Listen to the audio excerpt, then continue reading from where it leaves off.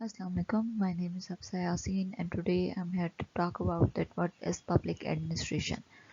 In this lecture of public administration, we will study in detail about different other aspects of public administration. So the difference between traditional public administration and developmental administration. Traditional public administration, firstly we will go through that what is traditional public administration. Traditional public administration basically focuses more on or we can say it is basically status quo oriented. What does status quo oriented mean? It means कि whatever the circumstances are, we don't have to change, and ultimately in this particular environment we have to achieve our goal as well. कि environment चाहे जो मर्जी change होता रहे, जो मर्जी चीज़ें जो हैं वो emerge होती रहे सोसाइटी में, लेकिन जो ऑर्गेनाइजेशन है वो अपने आप को चेंज नहीं करेगी, बल्कि वो उसी पर्टिकुलर एनवायरनमेंट में अपने गोल्स अचीव करने की कोशिश करेगी. While on the other hand अगर हम डेवलपमेंटल एडमिनिस्ट्रेशन को देखें तो डेवलपमेंटल एडमिनिस्ट्रेशन क्या कहती है कि चेंज ओरिएंटेड है, कि जब चेंज होगा अल्टीमेटली ऑर्गेनाइजेशन उस चेंज को अडॉप्ट भी करेगी, वो उसको एक्सेप्ट करने के लिए तैयार भी होगी और फिर वो उस चेंज के साथ अपने आप को जो है वो एनहांस करेगी. नेक्स्ट है जी emphasis on economy and efficiency.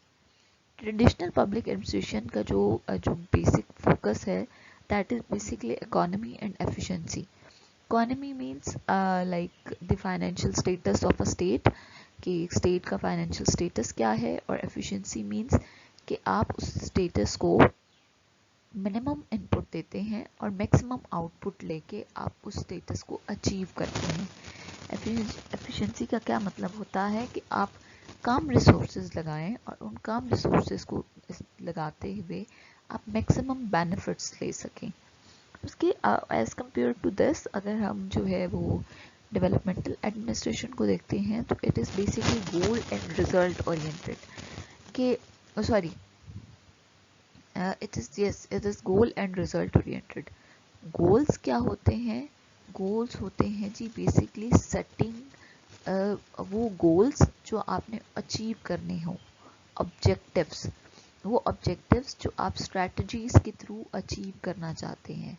Like यहाँ पे जो फोकस है वो सिर्फ और सिर्फ अपने इकोनॉमिक स्ट्रक्चर को मेंटेन करना है और मिनिमम इनपुट देके मैक्सिमम आउटपुट लेना है. जबकि डेवलपमेंटल एडमिनिस्ट्रेशन में जो मेन पर्पस होगा वो एक गोल सेट करना है, उस गोल को अचीव करना है, और ये बेसिकली रिजल्ट ओरिएंटेड है कि आपका एंड पे जो गोल है वो सक्सेसफुली अचीव भी होना चाहिए. फिर उसके बाद है जी फ्लेक्सिबल एंड डायनामिक. अच्छा जी जो हमारी डेवलपमेंटल एडमिनिस्ट्रेशन है that is flexible and dynamic.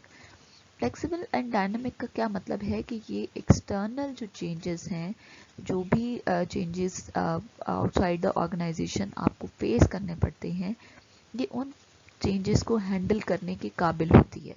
ठीक है ना, that can handle those changes.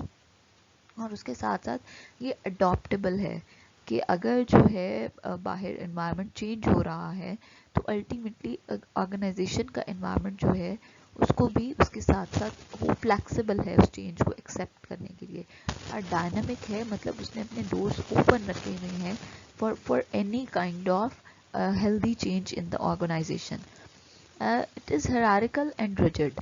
While अगर हम ट्रेडिशनल पब्लिक एडमिनिस्ट्रेशन की बात करें तो ये हायरार्किकल है और ये रिजिड भी है. हायरार्किकल का क्या मतलब है कि यहाँ पे एक प्रॉपर ऑर्गेनाइजेशनल स्ट्रक्चर है, टॉप लेवल मैनेजमेंट है, मिडिल लेवल मैनेजमेंट है, लोअर लेवल मैनेजमेंट है, लेकिन आपकी जो टॉप लेवल मैनेजमेंट है वो बहुत रिजिड है, वो अपने अपने डिसीजंस के बारे में बहुत सख्त है. फिर है जी its objectives are simple and limited. अगर हम ट्रेडिशनल पब्लिक एडमिनिस्ट्रेशन की बात करें तो कुछ अब बहुत सादा से ऑब्जेक्टिव्स हैं और वो बहुत लिमिटेड हैं. मतलब ऑर्गेनाइजेशन ने अपने आप के लिए ऑर्गेनाइजेशन क्योंकि फ्लेक्सिबल नहीं है, क्योंकि डायनामिक नहीं है, उसने अपने आप को जो है वो डिफरेंट उसके लिए चेंजेस के लिए अडॉप्टेबल नहीं रखा हुआ अपने आप को। दैट इज़ द रीज़न कि अल्टीमेटली ऑर्गेनाइजेशन के जो गोल्स हैं, जो ऑब्जेक्टिव्स हैं, बहुत सिंपल हैं और बहुत लिमिटेड से हैं। लेकिन अगर हम डेवलपमेंटल पब्लिक एडमिनिस्ट्रेशन की बात करें, डेवलपमेंटल एडमिनिस्ट्रेशन की बात करें, तो its objectives are complex and multiple concern with new task. अच्छा जी, किस तरह से न्यू टास्क से बेसिकली हम जो है वो टच्ड हैं, वो इस तरह से हैं कि जी हमारी जो ऑर्गेनाइजेशन है उसमें उसमें बेसिकली जो ऑब्जेक्टिव्स हैं वो क्योंकि कॉम्प्लेक्स हैं, क्योंकि मल्टीपल हैं, इस वजह से जो ऑर्गेनाइजेशन है उसको बहुत मेहनत से काम करना पड़ता है। एक ऑर्गेनाइजेशन का सिर्फ एक गोल नहीं है, बल्कि एक ऑर्गेनाइजेशन के डिफरेंट गोल्स हैं और हर नए गोल के साथ हर एक नया टास्क इन्वॉल्व होता है और वो नया टास्क अल्टीमेटली ऑर्गेनाइजेशन की वेलफेयर के लिए, ऑर्गेनाइजेशन की डेवलपमेंट के लिए काम करता है। फिर उसके बाद है जी believe in decentralization. Developmental decentralization का क्या मतलब होता है? The transfer of power and authority from higher to the lower level. The transfer of power and authority from higher to the lower level. So ultimately, in developmental administration, we believe more on the transfer of power from the top level management to middle level management, from middle level management to lower level management. कि हर शख्स के पास इख्तियारात होंगे और हर शख्स अपने इख्तियारात को इस्तेमाल करते हुए अल्टीमेटली अपना टास्क परफॉर्म कर रहा होगा। लेकिन अगर हम ट्रेडिशनल पब्लिक एडमिनिस्ट्रेशन की बात करें तो it basically believe in centralisation. Centralisation का क्या मतलब है कि तमाम के तमाम डिसीजन सेंट्रलाइज्ड हैं, मतलब टॉप लेवल मैनेजमेंट जो है वो तमाम के तमाम डिसीजन ले रही है और अल्टीमेटली जो लो लेवल स्टाफ है उन्होंने उस डिसीजन पे अमल करना है, उनकी किसी भी किस्म की कंट्रीब्यूशन को एक्सेप्ट नहीं किया जाता। लेकिन डेवलपमेंटल एडमिनिस्ट्रेशन में अगर कहीं एम्प्लॉयज़ को लगे कि कोई डिसीजन गलत है और एम्प्लॉय उसमें पार्टिसिपेट करे तो उसकी उस चीज़ को कंसर्न किया जाता है, उस चीज़ को कंसीडर किया जाता है। उसके बाद नेक्स्ट है जी stress on planning. Developmental administration जो है वो प्लानिंग पे ज़्यादा फोकस करती है। प्लानिंग का क्या मतलब होता है? आप गोल सेट करते हैं, आप स्ट्रैटेजीज़ को इस्टेब्लिश करते हैं, फिर जाके आप कहीं जो है वो उन स्ट्रैटेजीज़ को फॉलो करते हुए आप अपना गोल अचीव करते हैं। स्ट्रैटेजिक मैनेजमेंट क्या होती है? जिसमें बेसिकली आप लॉन्ग टर्म गोल सेट करते हैं। अच्छा जी, traditional public administration doesn't rely much on planning. So basically जो ट्रेडिशनल एडमिनिस्ट्रेशन है वो प्लानिंग पे ज़्यादा फोकस ही नहीं करते। देखिए, आप जब तक कोई भी जो है वो गोल आपका प्रॉपर प्लान ना हो, स्ट्रैटेजिकली मैनेज ना हो, तब तक आप कैसे एक्सपेक्ट करते हैं कि आप एक गोल को जो है वो बहुत इजीली अचीव कर सकते हैं? No, it is not quite possible. फिर उसके बाद है जी creative and innovative. Developmental administration में जो है वो स्टाफ क्रिएटिव होता है, इनोवेटिव होता है।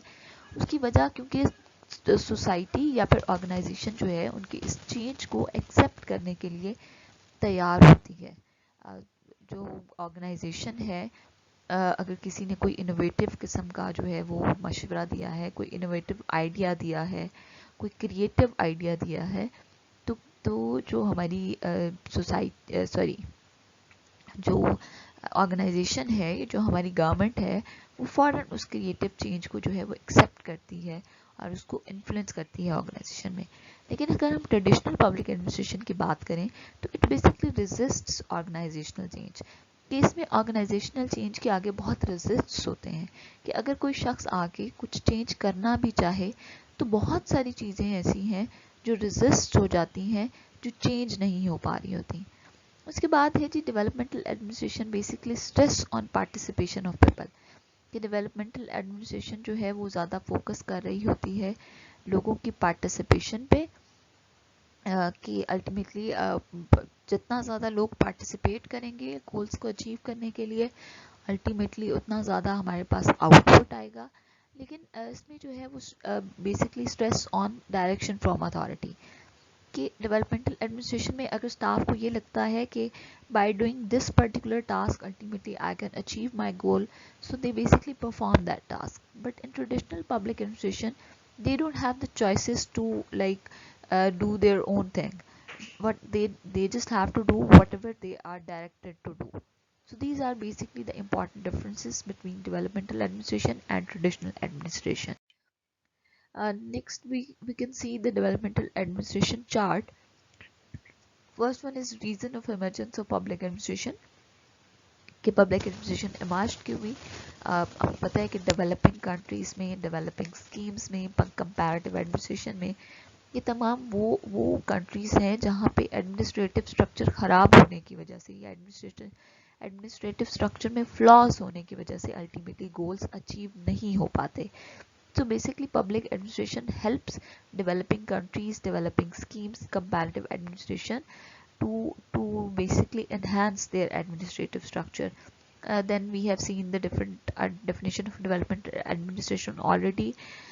Hallmark ने क्या बताया कि जी डेवलपमेंटल एडमिनिस्ट्रेशन जो है वो चेंज ओरिएंटेड है, रिजल्ट ओरिएंटेड है, इसमें सिटीजन की पार्टिसिपेशन होती है, कमिटमेंट टू डेवलपमेंट होती है, इंटीग्रेटेड है, लाइक यूनिटी ऑफ कमांड है, powers higher to lower level तक डिस्ट्रीब्यूटेड हैं, डेवलपमेंटल प्रोग्राम्स इसमें होते हैं, ऑपरेशन जो है वो वाइड है. जाहिर है जितना आप बेहतर डेवलपमेंट की तरफ जाएंगे आपको ज़्यादा डिपार्टमेंट जो है वो यूज़ होंगे और अल्टीमेटली ऑपरेशन आपका वाइड होगा. प्लानिंग पे बहुत फोकस किया जाता है, डिसेंट्रलाइजेशन पे बिलीव करते हैं. और जी लास्ट स्लाइड्स में हमने डिफरेंसेस जो है वो ऑलरेडी डिस्कस कर लिए हुए हैं. उसके बाद है जी new public administration. New public administration basically emphasis on the following themes. Rejected the value natural view, इसको हम बहुत डिटेल में आगे पढ़ेंगे. Less generic and more public. Stress on social equity. अच्छा जी न्यू पब्लिक एडमिनिस्ट्रेशन जो है वो एंटी ब्यूरोक्रेटिक, एंटी हेरारिकल और एंटी टेक्निकल है. अच्छा जी new public administration basically believe नहीं करती ब्यूरोक्रेटिक स्ट्रक्चर पे. कहती है कि जी ब्यूरोक्रेसी जो है वो बेसिकली सिर्फ और सिर्फ अथॉरिटेटिव होती है, काम वो कुछ नहीं करते. इसके साथ साथ उसने एक और चीज़ पे फोकस किया है कि जी ये एंटी हरारिकल भी है. वो कहता है कि जी जब जब भी आपके पास जो है वो पावर का एक ग्राफ सेट होगा कि इसके पास ज़्यादा है, इसके पास इससे कम है, इसके पास उससे कम है, तो इस ग्राफ के चक्कर में जो है वो कोई भी शख्स परफॉर्म नहीं कर पाएगा. टेक्निकल नहीं है, चीज़ों को टेक्निकल नहीं होकर सोचा जाता बल्कि अपने बेनिफिट्स दे के सोचा जाता है ट्रेडिशनल पब्लिक एडमिनिस्ट्रेशन में. तो कहते हैं कि न्यू पब्लिक एडमिनिस्ट्रेशन बेसिकली हर शख्स को टेक्निकल होने का की स्पेस देती है. Socially conscious and client oriented view, कि new public administration basically socially conscious है और क्लाइंट ओरिएंटेड है. इसमें कस्टमर्स की या फिर पब्लिक की बेसिकली उनकी सेटिस्फेक्शन की बात की जाती है कि जब तक पब्लिक सेटिस्फाई नहीं है इसका मतलब कि आपका एडमिनिस्ट्रेटिव स्ट्रक्चर जो है that has flaws. It basically stress on decentralisation of administrative power, कि इसमें बेसिकली इस चीज़ पे फोकस किया जाता है कि जो आपके पास एडमिनिस्ट्रेटिव पावर्स हैं जो पाकिस्तान में बेसिकली तमाम की तमाम ब्यूरोक्रेसीज के पास हैं, वो पावर्स जो हैं वो फर्दर डिस्ट्रीब्यूट होनी चाहिए हायर लेवल से लोअर लेवल तक. लोगों के पास निचले लेवल पे, लोकल लेवल पे भी पावर होनी चाहिए ताकि वो अपने डिसीजंस को इम्प्लीमेंट कर सकें. स्ट्रेस ऑन क्वालिटेटिव ट्रांसफॉर्मेशन, कि सिर्फ क्वांटिटेटिव ट्रांसफॉर्मेशन ना हो बल्कि क्वालिटेटिव ट्रांसफॉर्मेशन होनी चाहिए, कि आप सिर्फ और सिर्फ इकोनॉमी को इंक्रीज ना करते जाएं बल्कि अल्टीमेटली आप अपनी स्टेट के एडमिनिस्ट्रेटिव स्ट्रक्चर को इस तरह से बेहतर करें कि लोगों को क्वालिटी ऑफ सर्विसेज भी मिले. ओके जी, thank you so much. This is it for today. We will discuss further in next lecture inshallah. Thank you.